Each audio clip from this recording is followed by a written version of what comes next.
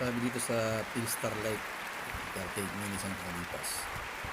Sabi dito, Sara Duterte on skipping March 25 impeachment hearing. Sabi daw ni Sara Duterte, mas pipiliin kong ilaan ang aking oras sa pagtulong sa mga Pilipino. Tigas ng apog mo, sana. Hindi ba't pinulus tayo ng pera? Takas ng Pilipino. Hindi ka ba nahihiya? Hindi ka ba nakukonsen sa mga sinasabi mo? Sa palagay mo maniniwala ang mga Pilipino sa kaparantado ang ginagawa ninyo? Patuloy niyo pang sinisira ang gobyerno.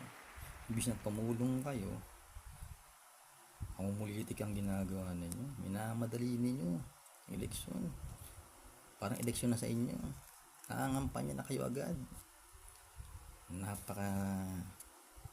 Hindi na namin malaman kung anong isipin namin sa iyo, Sara. Wala ka namang nagawa. Puro ka lang abroad, lipad. Pero tumulong sa gobyerno, wala kang ginagawa. Ang tigas ng habog mo, Sara. Ang tigas ng habog ng sinabi mo. Mas pipiliin kong ilaan ang aking oras sa pagtulong sa mga Pilipino. Ilang bagyo nagdaan, wala ka naman, hindi ka tumulong. Hindi ka ba nakukonsensya sa mga sinasabi mo? Kaya ba nagbabackfire lahat ng mga sinasabi mo sa iyo, sa sarili mo? Walang naniniwala sa iyo. Mga tanga na lang ang maniniwala sa mga sinasabi mo.